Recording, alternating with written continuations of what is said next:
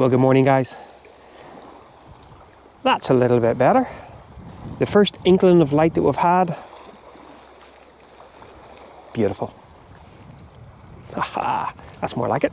So I was originally just shooting right into the sun. Got to be done, I guess, or the rising sun, sorry.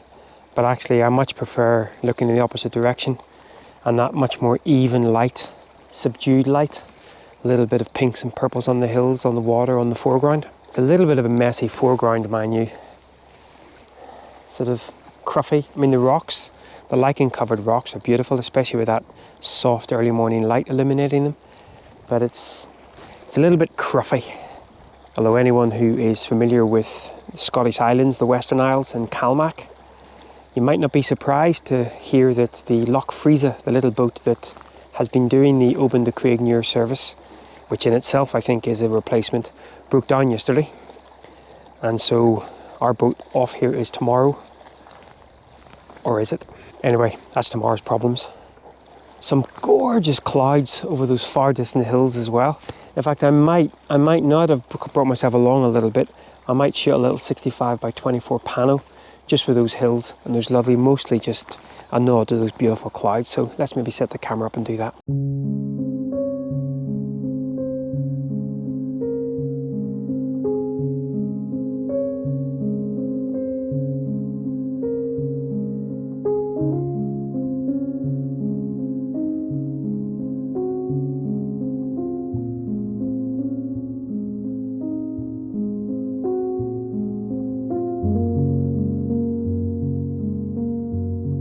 Well, I think that is the best of the morning light done and dusted, and potentially the best of the light all day, but we'll wait and see.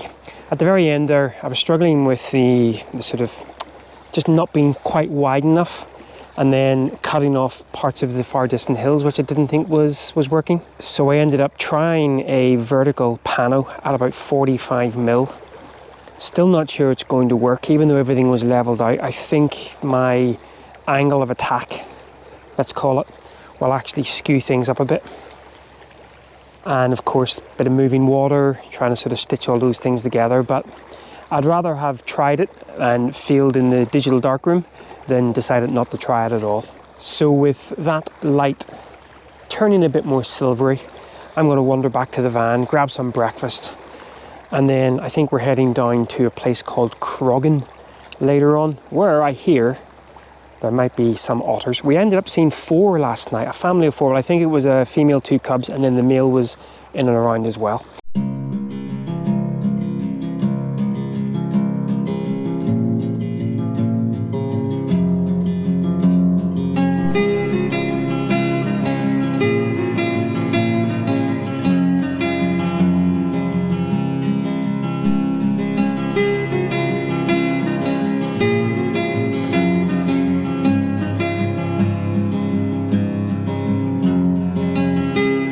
So we were given a little bit of a tip-off that down here in Croggan, now the drive down, quite interesting, but beautiful, beautiful, peaceful area. And we're given a little bit of a tip-off that there was a good chance to see otters down here.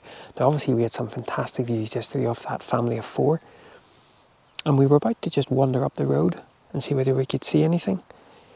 And an otter literally popped out just here. And it's been fishing just literally off the coast here. In fact, it's up right now. And the light on the far distant hills is absolutely spectacular. Not too shabby at all. So shooting with the 100 to 400 on the XT4, do a little bit of video footage, a little bit of footage of the otters, and maybe see whether we can pick out some pockets of light on those distant hills. Oof, all I need is a haggis burger. Oh.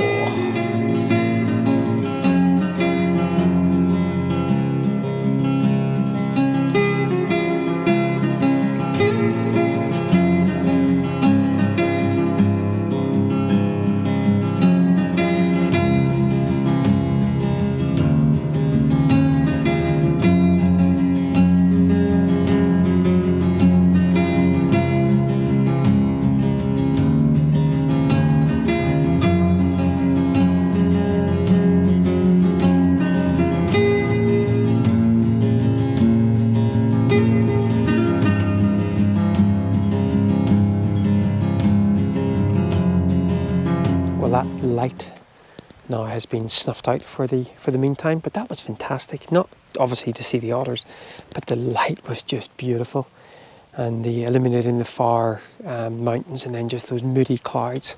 And I say all on the 100 to 400. The image stabilization on the 100 to 400 is nothing short of some kind of black magic from Fujifilm. And as I think I said last week, just trying different aspects of photography, not always just reaching for the sort of GFX and the medium telephoto and the tripod, but running and gunning really with the longer lenses. It's actually quite nice on a day like today. Not least, a few images of otters. Right, carry on exploring, and it might be time for coffee. Ooh. So the otter is still out swimming around. Light, however, has completely deserted us. So I've come back to the van to make a coffee. What about that for a park up there? None too shabby. Said that once or twice, I think. There's actually a couple of homes for sale down here, including this one here. Might Google it and see how much they are down in Croggan. No chance of Nicola living down here. In fact, no chance of Nicola living on an island. And I must admit, bit of a pain if we get shunted backwards and forwards in terms of the CalMac situation. But it must be a complete nightmare if you're a local and you're relying on them for hospital appointments and things like that. Just as we were leaving the park up this morning in Craignear, some gorgeous light, bit of weather moving through, rainbows, the whole 9 yards.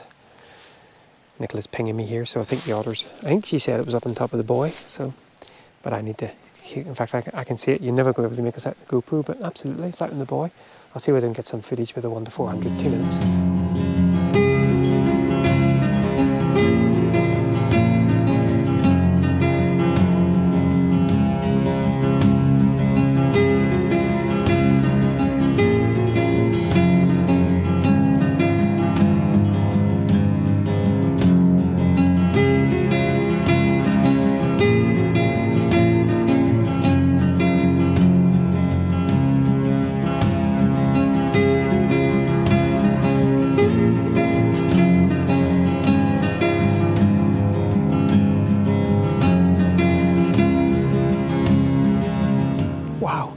Some of the best views of an otter that we have ever had, and it's still out there fishing.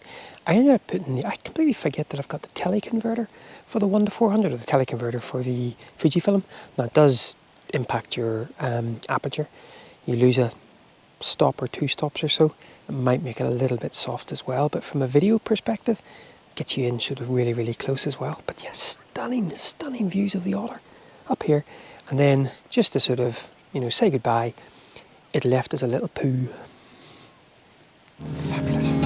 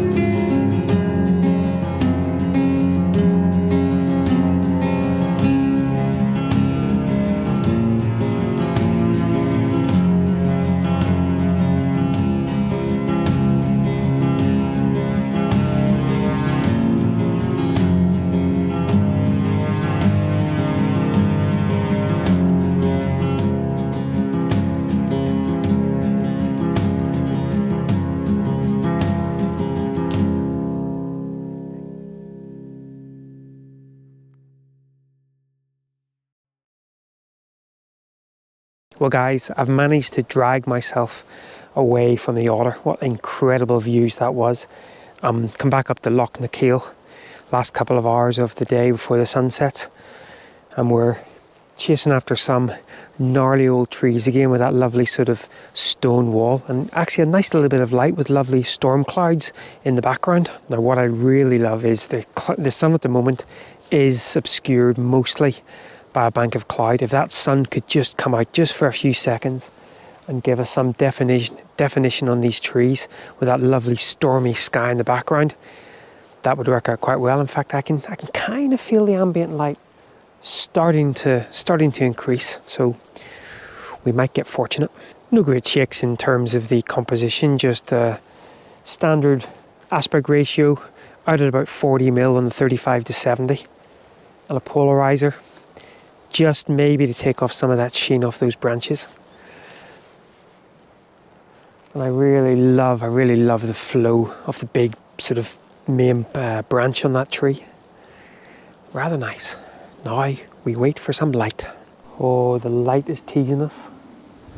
The problem as well is what's kind of helping the light is impacting the actual scene itself. The wind is pushing the clouds through, which is revealing a little bit more of the sun, giving us some nice light in the foreground, but it's also moving some of those trees. And I'm at f14 and I'm out at about, it's only a 1/6 of a second, so the chances are those, and I really don't want those leaves to be moving. As usual, Mother Nature gives and takes away. But we do love her. Right, are we going to get light, or is that going to be snuffed out?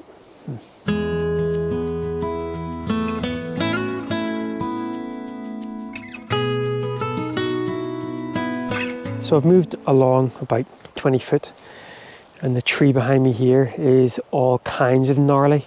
Now again, I really want to shoot this on the GFX just to bring out the textures with that sensor, that medium format sensor. But there's a pretty unsightly kind of post, and I say with this short telephoto, I ended up having to kind of clamber right the way up towards the wall here. Now there is an issue with that. The Isle of Mull is famous obviously for its wildlife, and you can see why, but it also has some not very sensitive to wildlife people, and I'm sure if a car had went by and I'd have been up by the wall there, they would have thought I was disturbing wildlife or doing something, and probably would have battered me with something. So thankfully there were no cars as I was making the image, but I made a couple of images in a square crop, and then I beat a hasty retreat back across here again. Now of course, with the advancements of AI, I probably could have shot it from this side of the road and then removed that, but getting up close. Unfortunately, no direct light on the actual tree itself, because there are some incredible storm clouds in behind it, but we're just not getting any light, at least no light on the foreground subject. And then I put myself into the 65/24 aspect ratio, pointed the camera slightly upwards, again mostly to avoid the unsightly post here, and then just shot a panoramic off those trees as well. I mean, the trees, the subject is incredible. It's just a real shame that light, we literally, as we were driving across, the light was perfect, but by the time I got myself ready and hightailed it up here, I'm about a 5-minute walk from the van, that foreground light had all but dissipated. But hey, I'll go ahead and put these two images up, the little square crop and then the panoramic image. And then rumour has it there might be a scone with clotted cream and cherry jam, and I can see an otter. I think that's the 12th otter we've seen in the last 2 days here on the Isle of Mull. Incredible.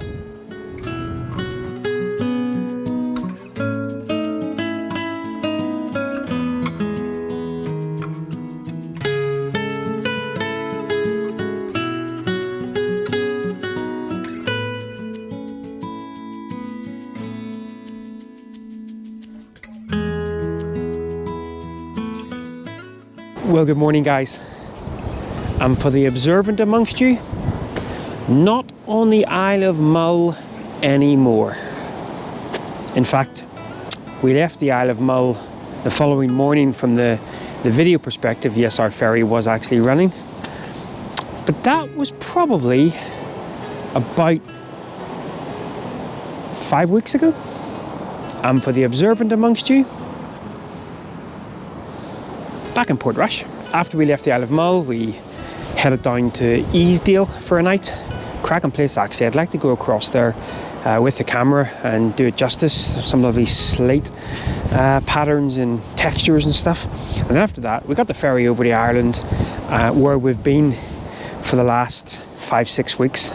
And I'm actually recording this a few days, the weekend before Christmas, and we've come up to Portrush to celebrate kind of a pre-Christmas things with our friends here in Portrush. And it's a rather beautiful morning indeed. being back on Mull and putting together this footage again. We just forgot how much we love Mull, helped of course by the incredible otter sightings as well. And we hope later in 2026 to spend another little bit of time on Mull again. But I'd obviously forgotten to record a bit of an outro, so that's what I'm doing here. As for next week's vlog, you know what? I haven't got a Scooby-Doo. Since Mull, apart from the odd bimble out with the X100T and the iPhone, I haven't actually been out with the camera too much.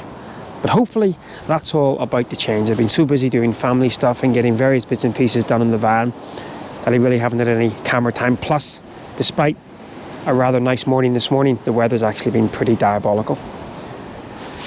So yeah, no idea where I'll be next week from the vlog perspective. I obviously have a couple of weeks to put something together because I think this one's going live mid-January. And as I said, it's the weekend before Christmas as I record this. But I hope you've enjoyed these little bimbles. Firstly, around Ardnamurchan, which is fast becoming one of my favourite places in Scotland. And I really hope, again, later in 2026, to spend a lot more time there. It was incredible. And then, of course, on the Isle of Mull. And Scotland in general. Wow. The light. In fact, I think this Thursday there might even be a little love letter to Scottish light. But for now, I am going to head back to the van, grab a few bits and pieces, and then head round. Nicola's round watching the Christmas park run at the moment. I'm going to meet up with her and a couple of friends for a coffee, and then we shall celebrate pre-Christmas up here in Portrush.